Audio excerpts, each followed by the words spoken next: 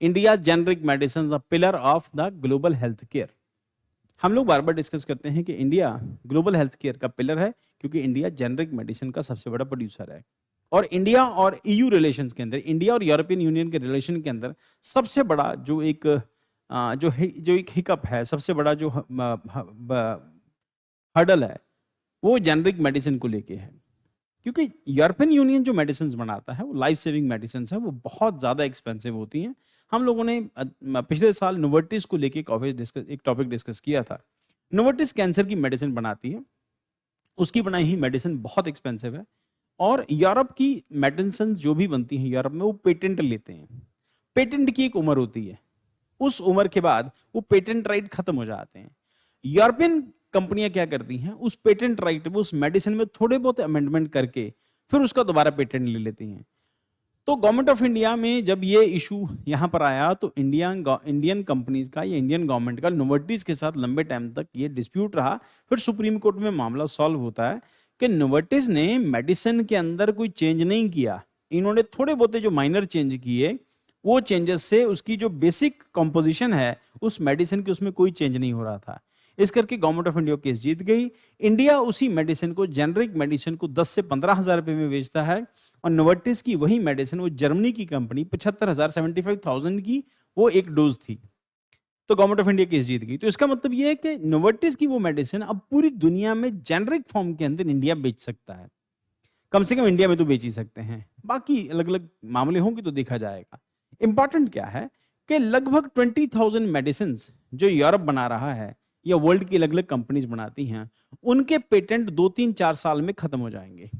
Patent खत्म हो जाने के बाद जेनरिक कंपनीज के पास, जैसे कि इंडिया जेनरिक मेडिसिन का फाउंटेन है, मैं बार बार डिस्कस करता हूं, तो वो जेनरिक, इंडिया की जेनरिक कंपनीज के पास ऑटोमेटिकली लाइसेंस आ जाएगा उनको बनाने का, या उनके राइट खत्म हो गए। राइट खत्म हो जाने के बाद अब ये जेनरिक मेडिसिन बना सकती हैं, क्योंकि मेडिसिन तो अगले 100 साल तक, 200 साल तक चलेगी। तब तक कोई नई बीमारी नहीं आ गई, कोई नया कुछ नहीं हो गया, कोई नई मेडिसिन इन्वेंट नहीं होगी, तब तक एज इट इज चलेगा। सो ये अभी नया प्रोविजन है, अभी जो इंडिया को लेके कई सारे पॉजिटिव एस्पेक्ट्स हैं, क्योंकि इंडिया पूरे अफ्रीका को, अमेरिका को भी और यूरोप की कंट्रीज में भी जेनरिक मेडिसिन बेचता है, जिनकी कॉस्ट बहुत थोड़ी होती है। ब्रांडेड मेडिसिन 100 रुपए की और जेनरिक मेडिसिन सिर्फ 10 रुपए की मिल जाती है। So India's pharma sector under the stress due to the US tariff threats, 31% of export goes to US, nearly half of the US generic source from India. अब America के अंदर तो सारी जो आबादी है वो करोड़पति नहीं है ना, या अमेरिका की सारी आबादी ब्रांडेड मेडिसिन नहीं खरीदती। तो सस्ती मेडिसिन के लिए America is dependent on India. और ऐसी बहुत सारी मेडिसिन हैं जो 100% इंडिया से ही जाती हैं।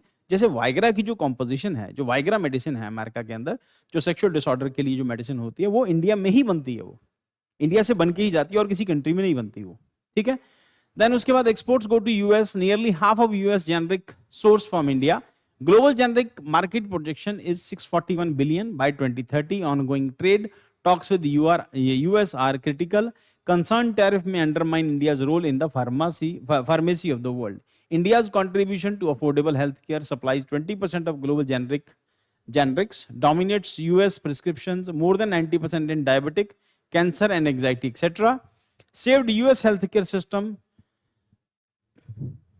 $219 billion in 2020, 1.3 trillion 2013 to 2022.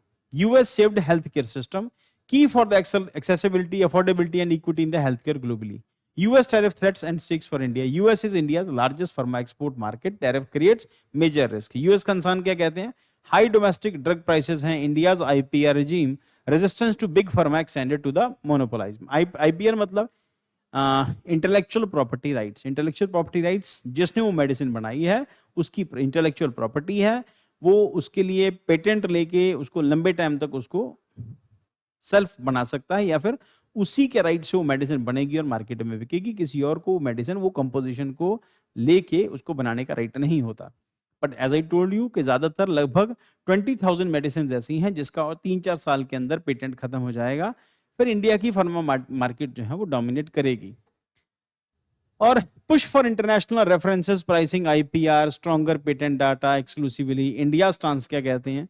Safe guard, trips flexibility, compulsory licensing है, willing to offer phased generic price reduction post and post patent expiry। अब जिसको मैंने डिस्कस किया कि पेटेंट की एक्सपायरी की उम्र है, जब वो पेटेंट एक्सपायर हो जाएगा उसके बाद जेनरिक कंपनीज इंडिया की डोमिनेट करेंगी इस मार्केट को। Beyond transactional trade, zero tariff, need for the strategic shift in negotiations. Zero tariff on US pharma imports not enough. US concerns lies in IPR and pricing. IPR, intellectual property right, and pricing. Past levies 26% tariff plus 25% penalty under Trump shows a limit of financial incentives.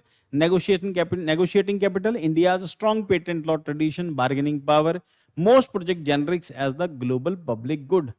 ये जो generic medicine है ये global public good के लिए हैं। गरीब से गरीब आदमी को भी, या गरीब है या अमीर है, कोई भी दवाई शौक से नहीं खरीदता, और जो खरीदता है वो चाहता है कि सस्ती मिले। जरूरी थोड़ी है ब्रांडेड खरीदने की, जेनरिक से काम चल जाता है। तो देन उसके बाद diversification of the market, reduce dependency on US, expand in Africa, west central Asia, South America, ASEAN, Russia and China. Diversification अगर मार्केट करेंगे तो हमारे पास और भी मार्केट्स हैं।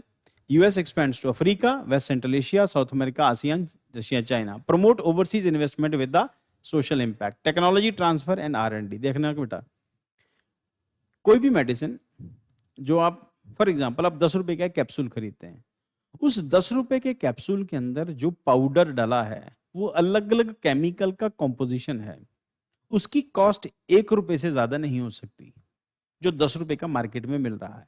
अल्टीमेटली वो अलग अलग केमिकल्स की कंपोजिशन है, थोड़ा उसमें ये डला है, थोड़ा ये डला है, थोड़ा आयरन है, थोड़ा जिंक है, थोड़ा सल्फेट है, थोड़ा नाइट्रोजन है, कुछ भी डला है जो भी उसके अंदर, उसकी कंपोजिशन में जो 5-6 एलिमेंट्स जोड़ के जो दवाई बनी है उसका रोल सिर्फ उतना की है। वो किलो के रेट में आता है और ग्राम्स में बिकता है।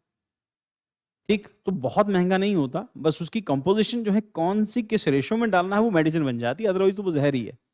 ठीक, सो अब वही जो कंपनीज इंडिया करती हैं, ब्रांडेड कंपनी भी वही करेगी। वो खास किस्म का आयरन तो लेके नहीं आएगी जो उस कैप्सूल के अंदर डला है, या खास किस्म का जो भी उसके अंदर केमिकल है वो क्रिएट नहीं करेंगी। बस ये क्योंकि उन्होंने बनाया है तो ब्रांड उनके नाम पर, अल्टीमेटली मेडिसिन मोरलेस एक जैसी ही होती है।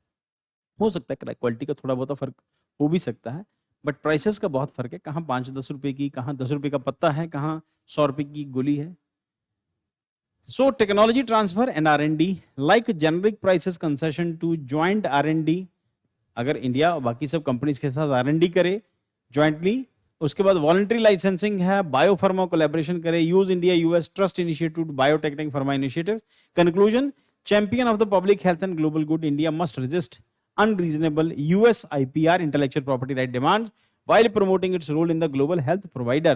Strategic joint venture plus market diversification plus tech partnership. Goal, protect domestic industry, expand affordable access to the position India's global pharma leader. ध्यान रखना बेटा, जरूरी नहीं है कि हम लोग, अमेरिका ही दुनिया की सबसे अच्छी मेडिसिन बनाता है या यूरोप सबसे अच्छी मेडिसिन बनाता है। इंपॉर्टेंट क्या है कि जो उस फील्ड के अंदर रिसर्च करता है, उस पर्टिकुलर फील्ड से जुड़ी हुई जो इंडस्ट्री है किसी एरिया के अंदर जितनी ज्यादा होती है। जैसे आप सबको बताऊं कि होम्योपैथिक मेडिसिन जर्मनी की इन्वेंशन है, जर्मनी से बिलोंग करती हैं, पर सारी होम्योपैथिक कंपनियां इंडिया में, क्योंकि डॉक्टर्स इंडिया में होते हैं, इसकी प्रैक्टिस इंडिया में होती है होम्योपैथी की, जर्मनी में होम्योपैथी की प्रैक्टिस नहीं होती। इस करके वहां पर बनने वाली मेडिसिन भी इंडिया ही आती है और इंडिया में बनने वाली मेडिसिन तो इंडिया में कंज्यूम होती हैं। ठीक उसी तरह से फार्मास्यूटिकल इंडस्ट्री के अंदर भी ऐसा ही है।